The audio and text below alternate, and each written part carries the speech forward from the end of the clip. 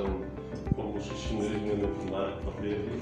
Азыр быйыл дагы 3-этапта эң көп акча каражаты биздин районго экен. Ошол биз ушул келип аткан акча каражатын алып пайдаланып элге кызматыбызды көрсөтүшүбүз керек. Колдон келишинче айыл өкмөттөр сиздерди активдүү катышып колдон келген бул арыз тарабынан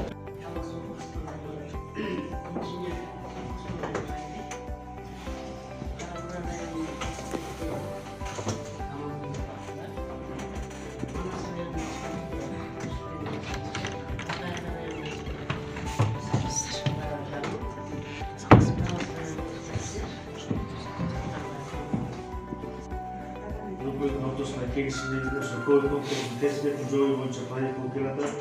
Силер Муңай өкмөттөн 9 ай өкмөтүбүздөн акча турган болуп атасыңар. Жакшы нерсе бул эме болуп атат. Конкурсто будет катышасыздар. Негизи азыр балдар ошо ай бир өкмөткө гранттын суммасы кандай негизде керек ошону түшүндүрүп берет. Анан бүлөр айтып кеткендей азыр долбоор жөнүндө маалыматты угуп алсак, анан суроо жаткандан кийин өтсөк, көрсөтөсүздөр. Көңүлүңүз болсун. Бул долбоордо донор болуп, эл аралык өнүктүрүү ассоциациясы чыккан, бул дүйнөлүк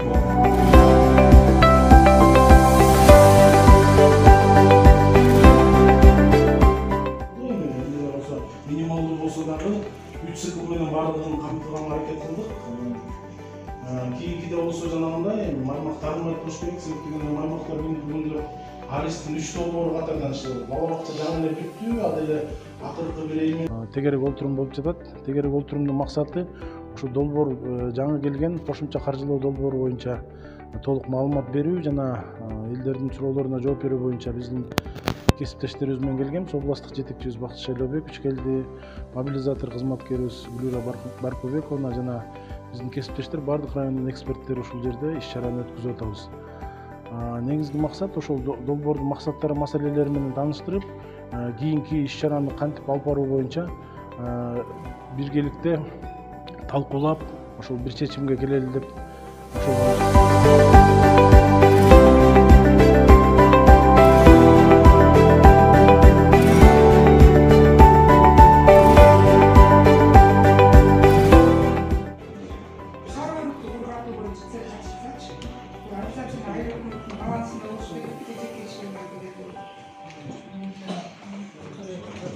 негизде айтып кетпейик, экономикалык проекттер алынган жабдыктар жылгуусу здание бул айылдын баасын болуш керектер.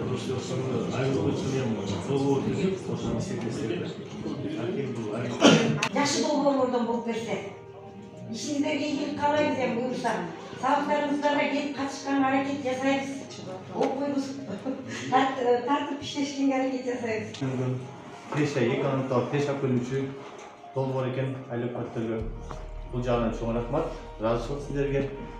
Азыркы күндө ошол долбоор кайра 3-чү келип атканы мени сыймыктандырат. Анткени мында канча 2006-жылда бери иштеп келем.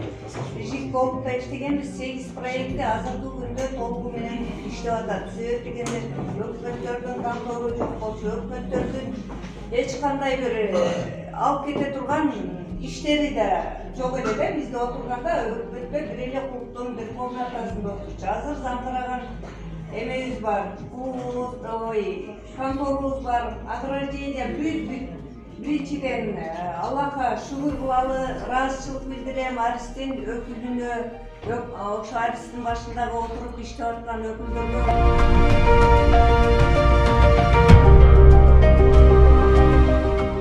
Бүгүн болсо ошо Кара Бура районунда атайын тегерек стол өткөздүк.